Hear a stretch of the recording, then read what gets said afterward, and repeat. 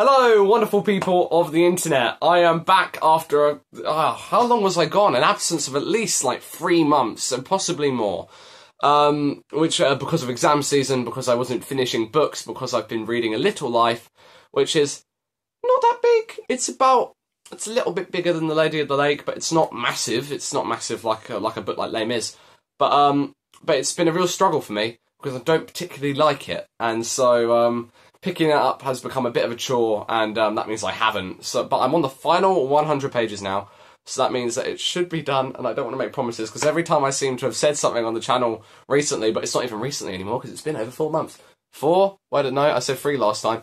And now I've forgotten my train of thought. You know, we're getting back on it, a bit rusty. But yeah, I've got about 100 pages left, so I'll try and get it done by next week. By next Sunday. I can't do next Wednesday. I don't think it'll be done by next Wednesday anyway, but I can't upload next Wednesday. But yeah, A Little Life review will be coming soon, and that's going to be a rant, because I've got a lot of thoughts, not many of them positive, hardly any of them positive, so I can't wait to do that, because I've not done a rant since Frankenstein, and I went back on that and decided that everything I said was wrong.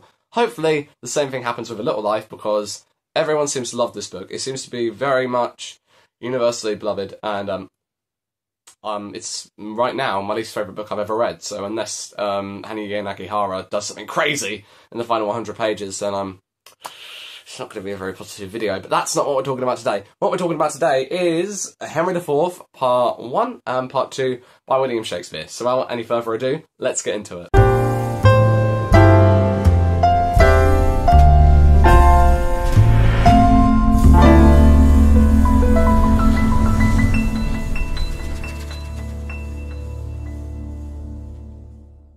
Okay, so when I first started reading all the where is it? Is it in frame? Andrew Garfield's blocking it a bit, but here, right? That's my Complete Works of Shakespeare book, and I was originally going to read all the plays in chronological order. Apparently, it's as close to publication order as they could figure out. From what I could gather from what little I read at the introduction. The introduction was like 100 pages, I was not reading that.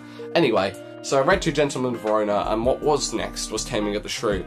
But then, Ian McKellen started doing a production of Henry IV, and I really wanted to see it, because it's Ian McKellen, you know. And so, we got tickets for that in March. So I read this a long time ago, so sorry if my thoughts aren't very succinct or clear. And so that's why I read it. I read it to see that. So then we went and saw it, it was great. So, spoilers for Henry IV, Part 1 and Part 2. I mean, can you spoil historical events? I guess you can. It's not all history. Anyway. You can, so spoiler warning for the play. If you're going to read it, if you want to read it, please click off now and come back later if you want to. So, Henry IV is about... Hang on a minute. It's about Henry IV, but Henry IV is not in it a lot. So Henry IV is a king who is having a bit of a tough time because he kind of, people don't like how he came to power. They think, I can't remember, because as I said, I read it quite a while ago, but they think he killed the old king, and he definitely broke a lot of promises when becoming king, when he ascended to the throne. So people don't like him. It's got a lot of civil unrest.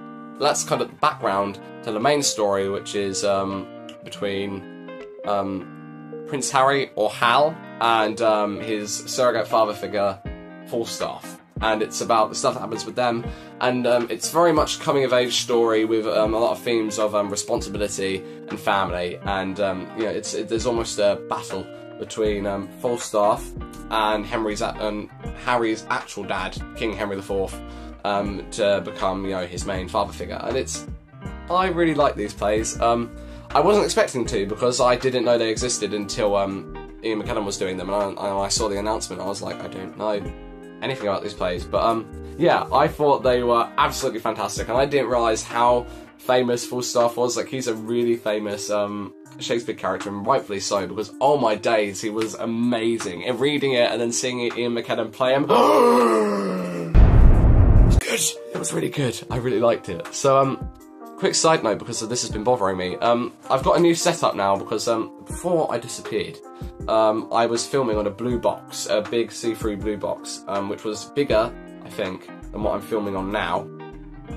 Don't know where the blue box is. It's disappeared, like I did. So now I've got like a cylinder it's like a footstool cum storage container, and then I've got a copy of Les Mis, and then I've got the phone on top of that balancing against a pot of stationery. So we're pretty advanced stuff, but that's why I feel like the framing looks different, but that might be because I've been away for so long. But if you've been wondering, which you haven't been, but there you are. More about the play. Sorry, this is going to be really rough, but we'll get through it. Andrew Garfield's on the positive side, so we'll talk about the positives. I really liked. I wasn't expecting to be as invested in Hal's plot with Falstaff and his dad as I was. I wasn't expecting to really enjoy these much more than Two Gentlemen of Verona, and I really didn't like. Well, I did enjoy Two Gentlemen of Verona before it got weird at the end. The ending of that is terrible. You can watch my review of it if you want to, but I'm digressing again.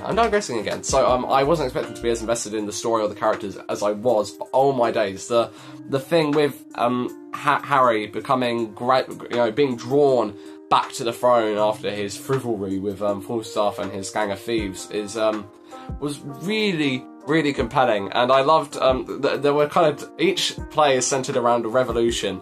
So there's a revolution from like Hotspur, a fella called Hotspur in the first play, and then it was I can't really remember who was involved in the second one. There were more people who were unhappy in the second part, but in the first revolution he was drawn in because he had to prove himself as I think he swore. Yes, he did a big soliloquy about how he's gonna overcome.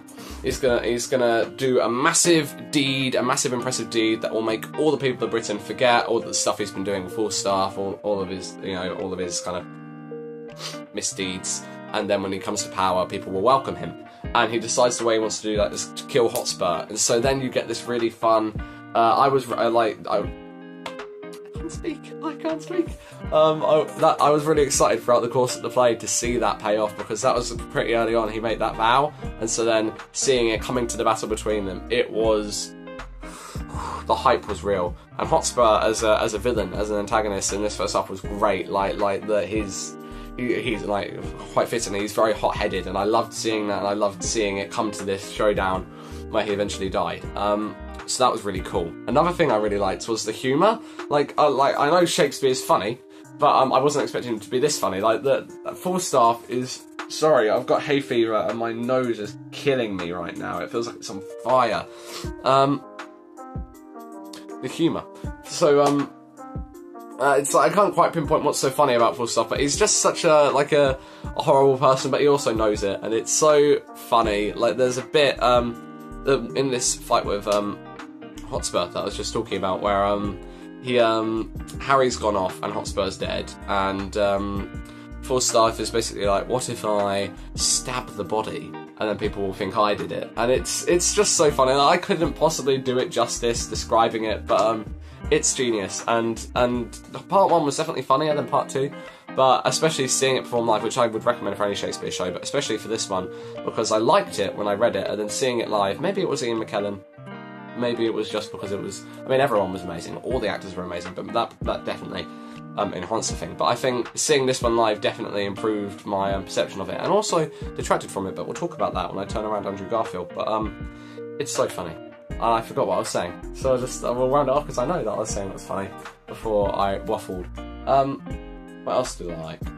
I also really liked the bit in the second play, and there wasn't much I liked in the second play. Like, it was good, but there was nothing that really stood out to me. But I did really like how the revolution was resolved in that one with no bloodshed. And what they did basically is the king's side of the revolution went up to the rebels and they said, "Hey, you don't stand a chance, please surrender," and they agreed. And then the king's people went, "And now you're under arrest." And it was like, whoa, it was mental. I lost my mind, my jaw dropped. I was like, oh.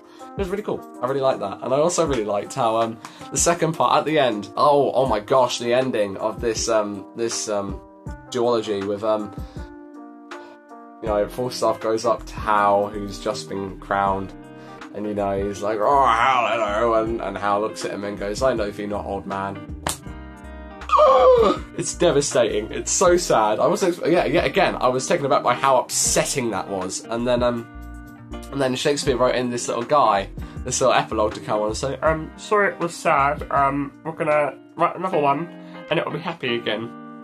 Yay, don't hate us. And I think that's so funny. And I think Merry Wives of Windsor was the what he was alluding to in that, I think. Because that has full stuff in. I don't know Shakespeare. So, but I thought that was really funny, and that's pretty much all the positive things I can say coherently. As I said, this was a long time ago I read this, so I won't be able to tell you exact details. But those are the things that stood out to me as being really good about this duology of plays. So I'll quickly pop Andrew Garfield onto his negative side. If anyone's wondering why this octopus is called Andrew Garfield, I got him, I think, last year, and when that happened, when I got him, I really liked the film Tick, Tick, Boom. I still love the film Tick, Tick, Boom, and that meant I was obsessed with Andrew Garfield because he was really good in that film, and so I got the guy. I got this little thing. And it was like, what do I call him? Andrew Garfield, so there we are. What I did not so much like about this duology was, this is mainly problems with the second half, I'm afraid, but, the second half, I think, had a lot less direction, and the biggest, I don't know the word, the biggest parts of the play that did that, that kind of took away from its streamlinedness. It was a little subplot with Falstaff and Justice's Shallow and Silence, I think that's what they were called. And like, these were bits that were meant to be funny, and like, yeah, sure, they're funny, but they didn't really do much. Maybe I'm not picking up on some sort of theme or message that they were driving home. And I know that when I saw it performed with Ian McKellen, they were doing this thing with a countertenor who like represented death, and he was in all those scenes. And so I didn't really know what that was meant to mean. It was cool though. But yeah, the second play just didn't have as much direction, and those bits with Falstaff did drag. As much as we love Falstaff, they just didn't really have a purpose. Maybe they did, but I didn't pick up on it. So that wasn't great. And that's pretty much all I can criticise about about the plays. Like, apart from that, these were just flawless. Not flawless, but they were really good. They were really solid. They were. I can see why they're not like as famous as Macbeth, or I mean, I would say Hamlet, but I haven't read Hamlet yet. But maybe Macbeth, Twelfth Night, which I have read. I understand why this isn't anywhere, and not even remotely as well known. But I did really enjoy these, and I'd really recommend reading them if you want to get into Shakespeare. They are fantastic. So what would I rate them? I would rate them. It would have helped if I prepared something beforehand, wouldn't it? I would rate them 7 out of 10. A solid 7 out of 10. I really liked these. It's a shame the second one wasn't as good, but the ending of the second one, as I said, was just so good that that lifted the whole play up. And I did really like the Revolution stuff in that one as well. Even just because it was cool, right? Like that oh damn moment with the arrest. That was already cool. So yeah, 7 out of 10. A lot better than Two Gentlemen of Verona. I hate that play. Just watch the video. Just watch that video because I won't get into that. I won't waste your time here. But thank you all so much for watching, and I'm so sorry that it's been such a long time since I have uploaded. I'm gonna try. I'm really gonna. I know I said this last time when I came back after an absence. I'm really gonna try to get back on this, and I've got a review of Twelfth Night, which is here in the pipeline. Because I read that and I really like that play. We're doing a performance of it at my school actually, so I've got a lot to say about that one, and that'll be quite a gushy review. So I'll do it after A Little Life because that's going to be a really negative review. And we'll end it there. So thank you so much for watching, and I'll see you all next time where I'll be talking about A Little Life. So until then, take care of yourselves, and I'll see you then. Have a good one. Bye.